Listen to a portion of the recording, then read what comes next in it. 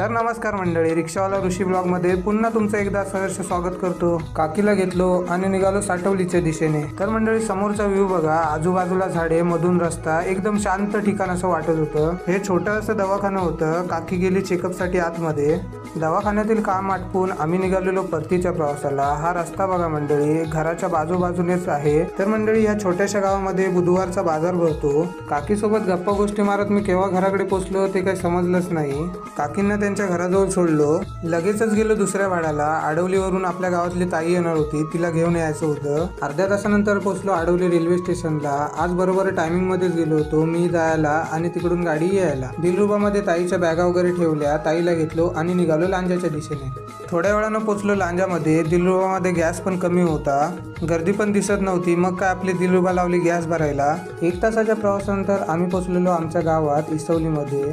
ताईला त्यांच्या रेवटेवाडीमध्ये सोडलो आणि मी पण निघालो माझ्या घराच्या दिशेने। मंडळी, ब्लॉग आवडला असेल तर लाईक, शेअर, कमेंट आणि सबस्क्राईब करायला विसरू नका। चला बाय।